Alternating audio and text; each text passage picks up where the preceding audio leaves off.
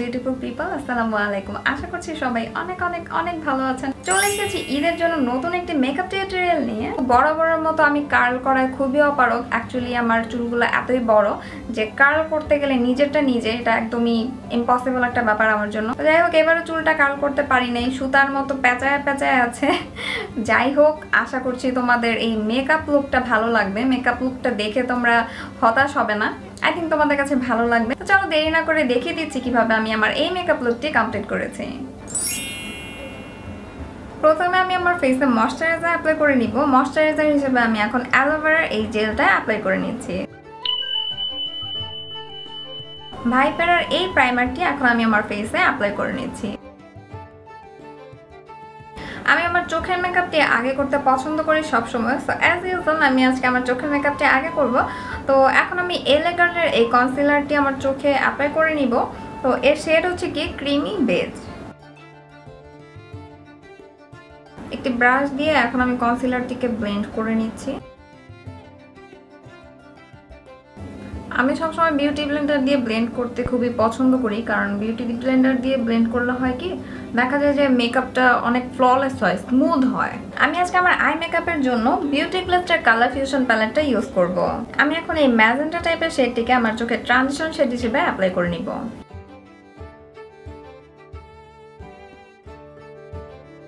এখন এই শ্যাওলা টাইপের কালারটিকে আমি আমার চোখে ব্লেন্ড করে নিব। এখন আমি এই হালকা গ্রিন টাইপের শেডটিকে আবারও চোখে অ্যাপ্লাই করে নিব। এখন আমি আবারও পিঙ্ক শেডটিকে নিয়ে আমার ট্রানজিশন শেডটিকে জাস্ট একটু ব্লেন্ড করে দিচ্ছি। এখন আমি ক্রিজটাকে কাট করে নিব।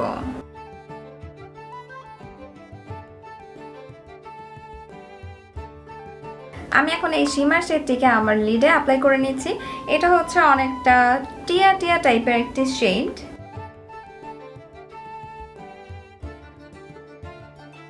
এখন আমি গ্রিন শেডটিকে নিয়ে আমার চোখের ইনার কর্নার এবং আউটার কর্নারে স্মাচ করে দিব।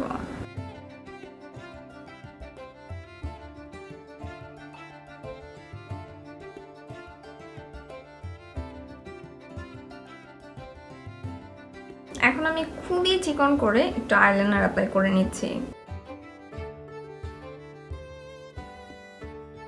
আমি এখন মেবলিনের ল্যাশ সেন্সেশনাল মাস্কারাটি অ্যাপ্লাই করে নিচ্ছি।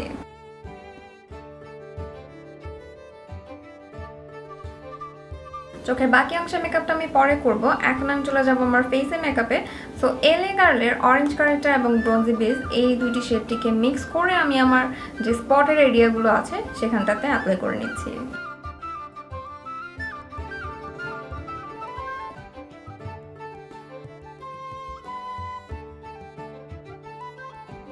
শেড দুটিকে মিক্স করার ফলে একটি পিচিশ টাইপের শেড ক্রিয়েট হয়েছে। এখন আমি ওয়েট এন্ড ওয়াইল্ডের ব্রোঞ্জি বিচ শেডের এই ফাউন্ডেশনটি আমার ফেসে অ্যাপ্লাই করে নিচ্ছি। আমি একটি ভেজা বিউটি ব্লেন্ডার নিয়ে নিয়েছি।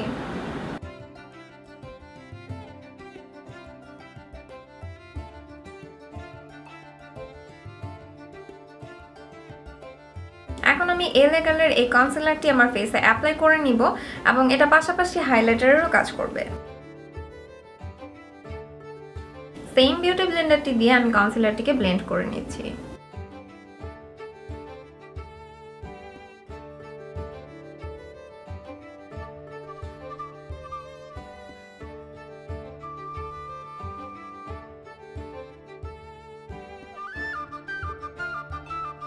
এখন লুজ পাউডার দিয়ে আমি আমার ফেসটাকে বেক করে নিচ্ছি। লুজ পাউডারটা সেট হতে হতে আমি আমার চোখের লোয়ার ল্যাশ লাইনের মেকআপটি কমপ্লিট করে নিচ্ছি। এখন পিঙ্ক টাইপের শেডটিকে নিয়ে আমি আমার চোখের লোয়ার ল্যাশ লাইনে অ্যাপ্লাই করে নিচ্ছি।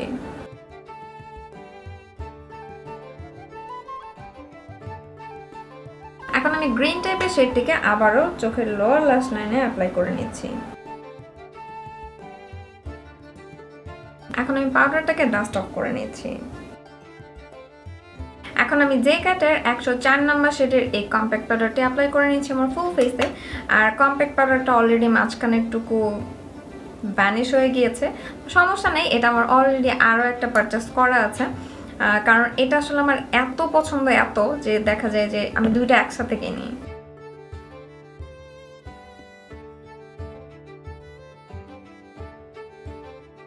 এখন আমি আমার চোখের লোয়ার ল্যাশটা এই হোয়াইট কালারের কাজলটি অ্যাপ্লাই করে নিব। এটি হচ্ছে অ্যাবসলিউট নিউ ইয়র্কের ওয়াটারপ্রুফ কাজল। এখন আমার চোখের লোয়ার ল্যাশ লাইনটাতে আবারও মাস্কারা অ্যাপ্লাই করে নিব। আমি এখন আমার ফেসটাকে কন্ট্রোল করে নিব আর এর জন্য রেভলিউশনের আলট্রা কন্ট্রোল প্যালেটটি ইউজ করছি।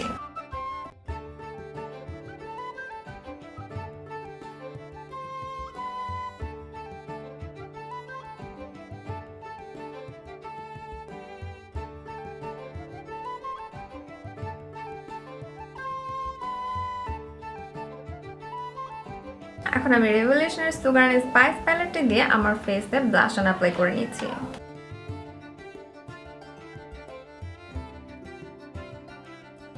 আমি এখন রেভলিউশনের সফেক্স প্যালেট থেকে আমার ফেসে হাইলাইটার অ্যাপ্লাই করে নিচ্ছি।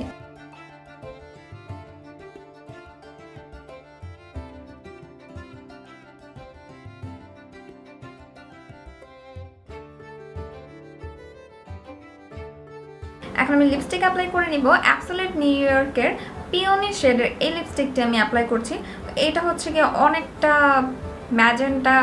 ম্যাজেন্টাও না ঠিক, আমরা অ্যাকচুয়ালি বলি না যে রানী গোলাপি টাইপের, অমন টাইপের একটি শেড। সো এই লিপস্টিকটা এখন আমি আমার লিপসে অ্যাপ্লাই করে নিচ্ছি।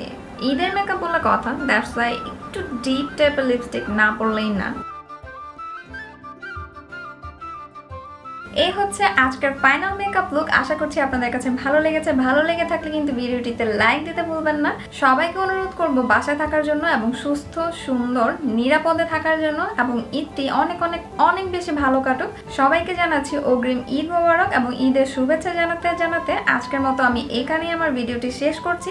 তো দেখা হবে নেক্সট ভিডিওতে। আমি খুব শীঘ্রই আমার নতুন কোনো ভিডিও নিয়ে চলে আসবো। সে পর্যন্ত সবাই ভালো থাকবেন, নিরাপদে থাকবেন, সুস্থ থাকবেন। আল্লাহ হাফেজ।